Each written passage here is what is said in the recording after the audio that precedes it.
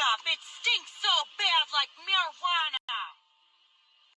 Greetings, people of Earth and beyond. Welcome back to God and Ganja. Hope you're doing well. Today, I wanted to react to a few videos, so I'm going to be wearing the same shirt, but to a few different videos about Christians and marijuana. This first one, I feel like is the best one I found on the internet. I feel like it has a lot of wisdom, a lot of knowledge on both sides. It's not really biased. I don't feel like there's a lot of stigma going into what he thinks and how he thinks. I think he's a free thinker. I think he understands how to think for himself, and he does it biblically. That's why I like this video. It's called Did Jesus Smoke Marijuana by the Berean Bible Church. Pastor David B. Curtis from the Berean Bible Church. This is from February 2012. So, at that time, I think a good amount of states were not legal yet.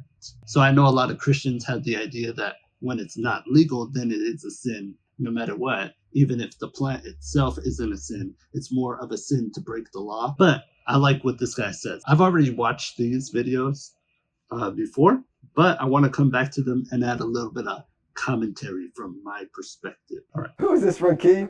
Keith, are you just trying to get me in trouble or what? He says, since God created everything, and he said that he was well pleased with all he created, by making it illegal to grow the hemp and cannabis plants that God created, isn't that like saying that God made a mistake in his creation? He's just trying. Okay.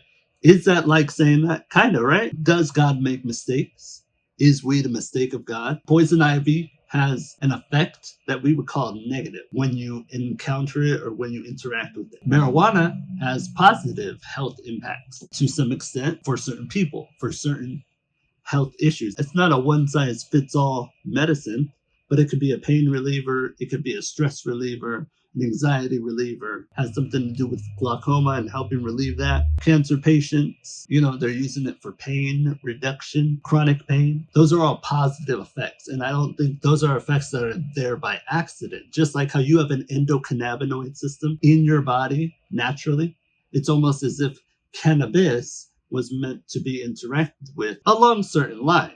Like with alcohol, there's the idea of drinking responsibly. I think there should be the idea of smoking responsibly, understanding how it can affect you and what type of brain you have. I know Joe Coy talks about a certain type of DNA molecule or something that it could make you predisposed for schizophrenia. So maybe, looking into all that as you're looking into marijuana. Or do any THC? Do you ever get THC in your body? And I go, no. I do it occasionally, but it's never like something I need.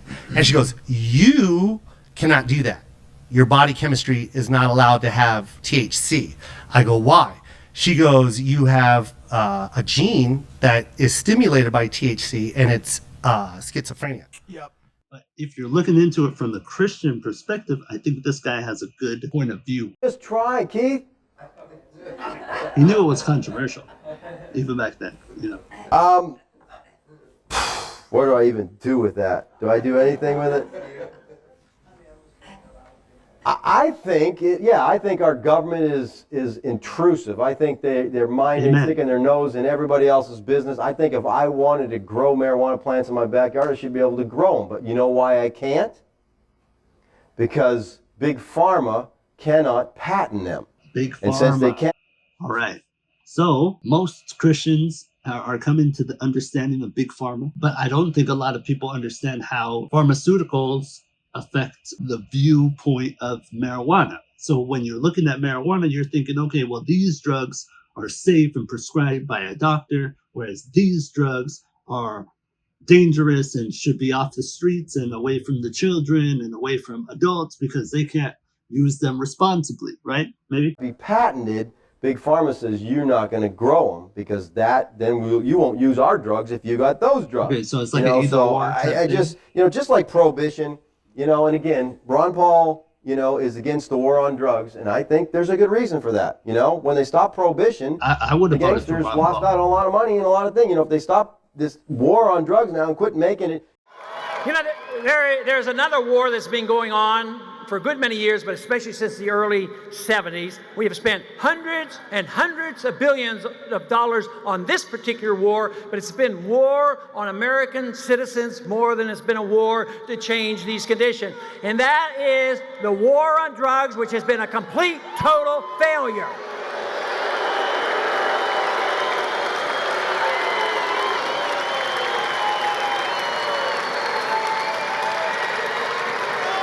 The war on drugs has led us to a condition where the states pass laws that say that if you happen to be ill, you are sick, you're getting chemotherapy, you have AIDS, and you get benefit by smoking marijuana, and the law permits you to do it, which should be permissible in a republic.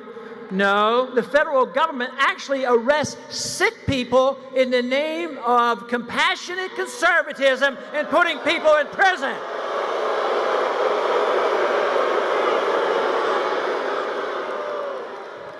They got people in jail because they found a little marijuana on them. And there's other people who are drunk driving, running people over, and they're out in the street doing it again and again and again.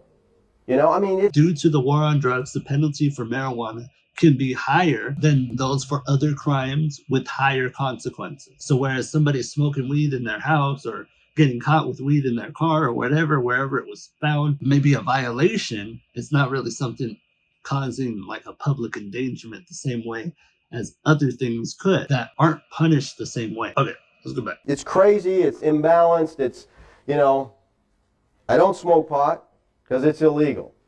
If it was legalized, you'll have to ask me then, okay? Okay, that's an interesting statement to make. He doesn't do it because of the legality. If legality wasn't an issue, he may not have an issue as well. He's a pastor, he leads people. The fear could be that he could mislead people. I don't think he's condoning excess use. I don't think he's condoning addictive use, you know, where you can't let go of it, you can't live without it, where you're dependent on it, where it's like a crutch in your life. But I think he understands the effect of marijuana is less than the effect of 2-3 beers, in the sense that it doesn't create the same inebriation in a person. And I think he understands that. He's aware of that. He used to smoke it, I think he said. I did smoke pot before I came to Christ, all right? I was a pot smoker, happened to enjoy it. But let me tell you this. See, happened to enjoy it. If I had a debilitating disease that was causing me incredible pain and pot would relieve it, I'd be a pot smoker. So there you have like the medicinal argument. Whereas I don't think a lot of Christians are talking about that. Or I think a lot of Christians, if they bring it up, will say, well, medicinal is different than recreational. Recreational is sinful, but medicinal can be medicinal every now and then. You know, if you're really using it for an illness or an ailment, then it's not the same sin or can't be compared to the sin as the recreation of marijuana use. And so I kind of compare that to like either caffeine or sugar. You know, should you order dessert or should you give the $10 to the homeless guy outside of the restaurant? I don't know.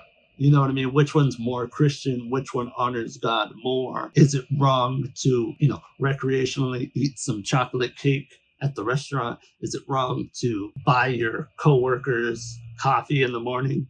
You know, it's a stimulant. It has an effect on the brain. There's a lot of people who say, without my caffeine, I can't think, I can't focus, I'm angry all the time. Without my caffeine, I just need my cup of coffee. You know, it seems like a dependency, a chemical dependency, you could say. But anyways. Okay. I would go against, you know, what everybody says, because that's what I think is really sad. I know there's a lot of people documented who are, you know, who are being helped by marijuana. And we're saying it's, why do we, and most Christians say, oh, marijuana is sinful. Who said? Your government said. Oh, okay. Then if the government says it's sinful, guess what? It's sinful. I mean, we got to think and screwed up. God created that plant. He did. And there's a whole lot of other plants out there. God created the plant. He admits it. He understands it. The concept is not foreign to him. You know, every herb and tree that grows for fruit and for nourishment. Yeah, I mean, that's right. David.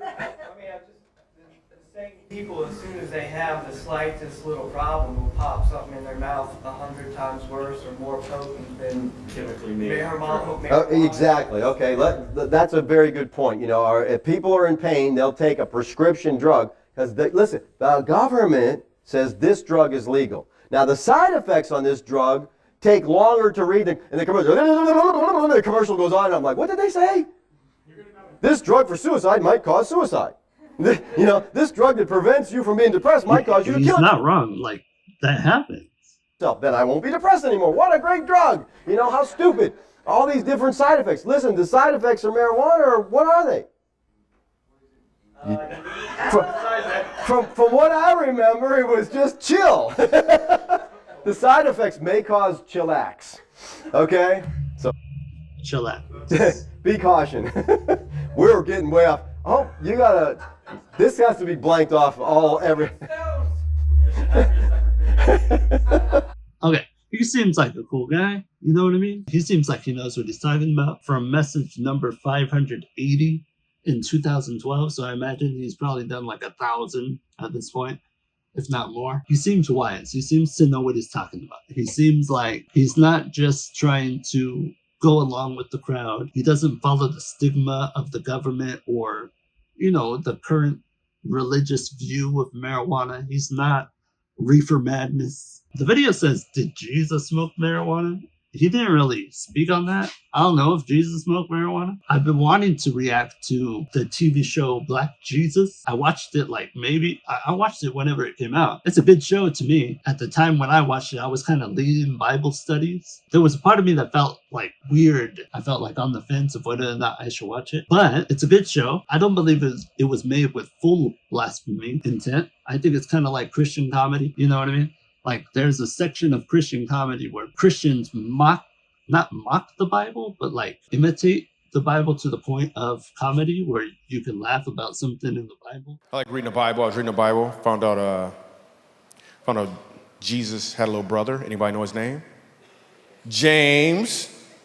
When I read that, I was like, how much pressure was that? Jesus, your big brother? How many times do you have to hear, why come you can't be more like Jesus, James?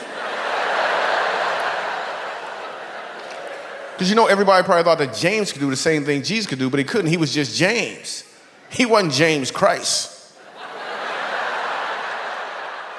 So I know it happens. And maybe I kind of feel like you had to know a lot about the Bible before you made that show. So anyways, I've been thinking about that show, and Jesus smokes in that show. And to me, it wasn't really trying to depict Jesus smoking as much as it was trying to depict Jesus's view of smoking. Because just like how he wasn't worried about whether or not people wash their hands, I don't think he's worried or not about marijuana due to the chillax effect, due to the fact that it doesn't really have much negative effect. I mean, the higher you get, the more inebriated you'll be. But I think in general, people don't even have enough weed to get super high, especially if they've built up a tolerance. The amount they'll use versus the amount it would take to get to a certain level is different. So like for me, I've been using it for a couple of years now. It takes longer for me to feel it than it would for somebody who hasn't used it before due to my tolerance.